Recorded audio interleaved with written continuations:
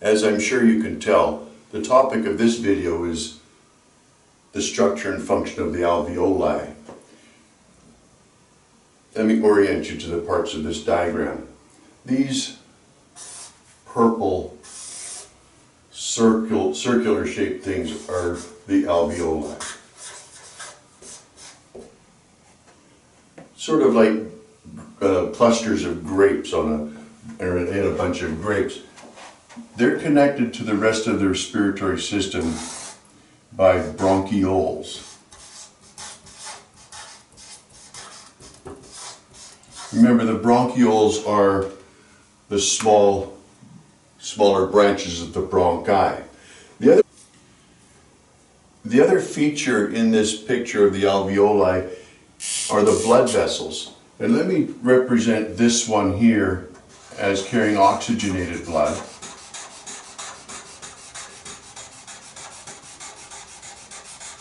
So it goes to the alveoli like that. I'm not going to color the whole thing, I just want to be particular about one spot of it, so I'll use that spot. And if that's the one taking oxygenated blood, this one would be the one carrying deoxygenated blood. So I'll use blue to represent it. And before I indicate the direction of blood flow, I want you to think about it for a second. Oxygenated blood leaves the lung tissue. This direction of blood in this one is going to be this way.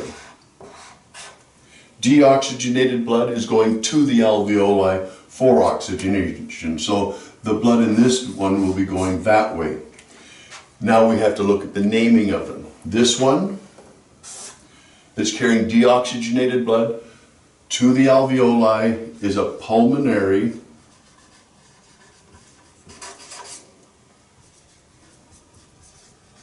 arteriole. Arteriole, small branch of an artery. Arteries take blood away from the heart. This blood was last in the right ventricle of the heart. This one on this side would be the pulmonary venule.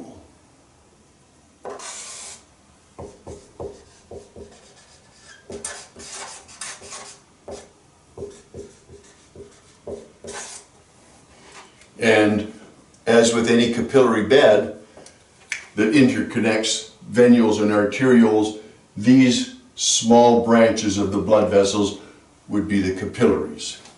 The topic, like I say in this video, is specializations of the alveoli for their function.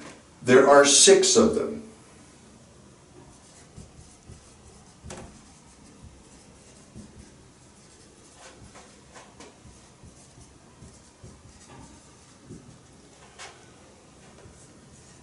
We've already mentioned 2.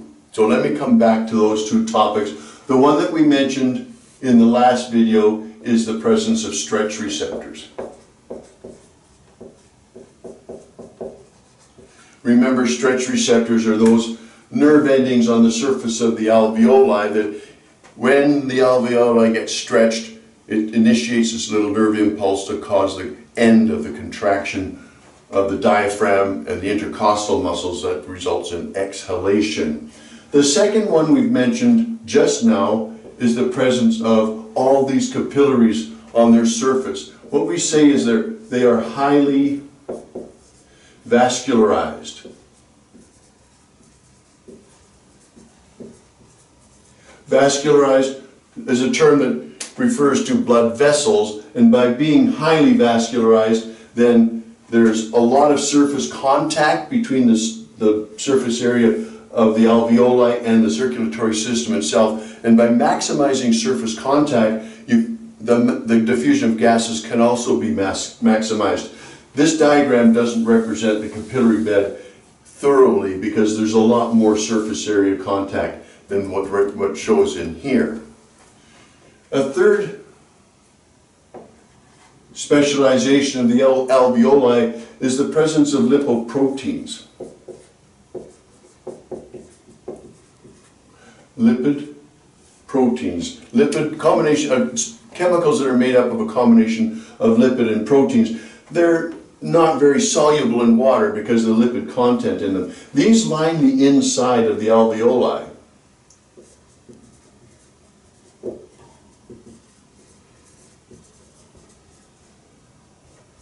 And by lining the inside of the alveoli, during exhalation, it's possible that these things can, get shriveled up and the inside surfaces can come in contact with each other.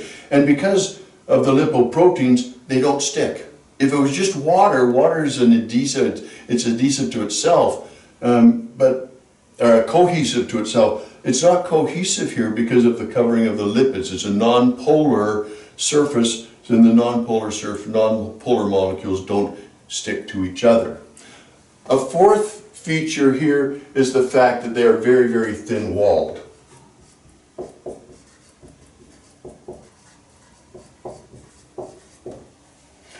I'll revisit this one in a few minutes here, but these walls of the alveoli are only one cell thick. So are the walls of the capillaries. They're only one cell thick. So by being only one cell thick, again, that maximizes the potential for diffusion from inside to outside. A fifth one is they're moist. They're always kept wet. There's enough water in this area here that these are damp tissues. The dampness keeps them moist, obviously helps diffusion, because diffusion would be kind of hard through a dry surface, especially when you've got more than one cell involved. And the fifth and last one of these specializations is the simple fact that there are millions of them.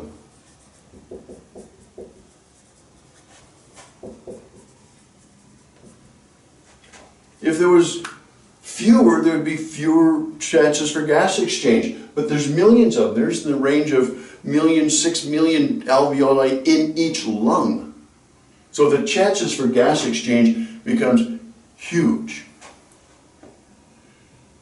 So these are the specializations for the alveoli. The one that I want to return to is this one right here. And to do that, let me take down this picture and use this board space.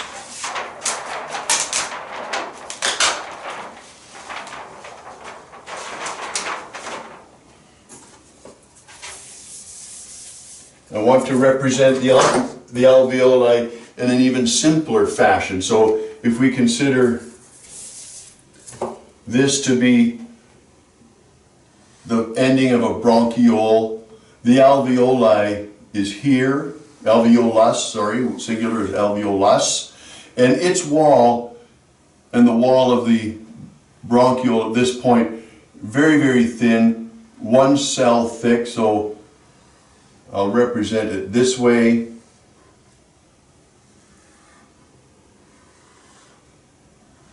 They're not only one cell, the walls are just one cell thick. So inside of these little curved rectangles is the cytoplasm of the alveolar cell. This is continuous with the outside here, and the air comes in to here.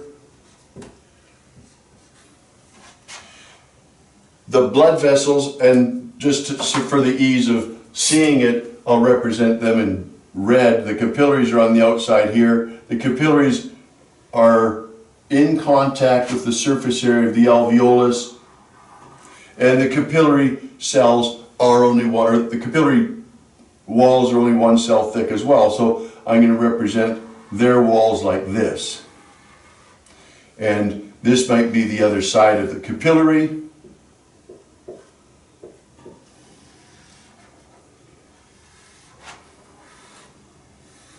And the blood flows through here.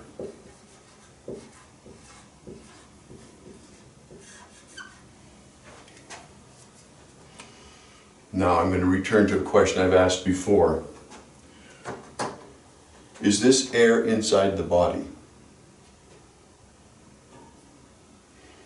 The answer, if you think back to where it came from in this tube, down the bronchus, trachea, nose, it's continuous with the outside.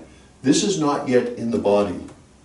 It's in an air sac which is part of the body, but because it still continues with the outside air, this is not inside our body yet. What we have to do is get the components of the air that we need into the blood. This topic is known as external respiration.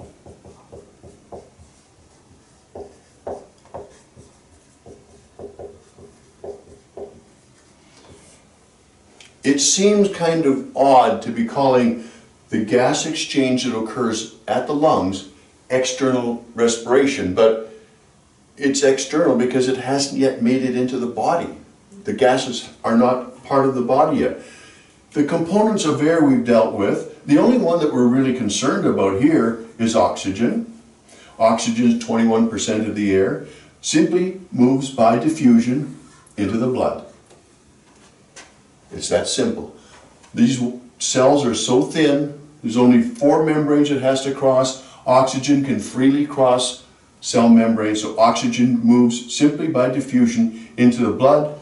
It is picked up by hemoglobin, and that forms a complex known as HbO2, or oxyhemoglobin it's called.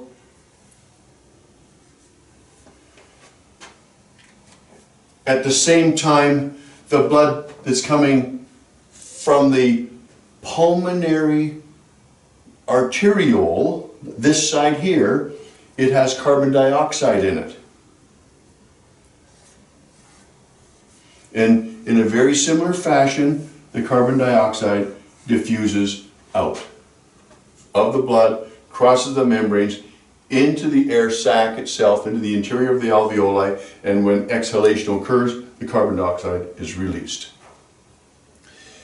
There's also some water vapor in exhaled air. If you go over to a mirror or to a piece of glass and blow on it, exhale on it, you'll see a little bit of moisture.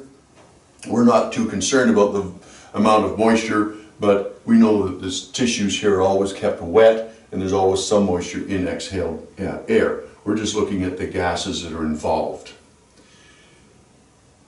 The last thing I want to say is just a lead into the next video.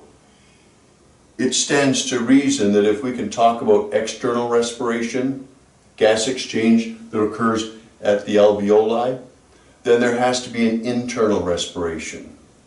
That's gas exchange that occurs at capillary beds deep within the tissues.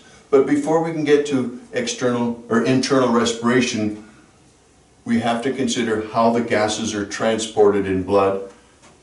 This business here is one part of that fairly complex story. Thanks very much.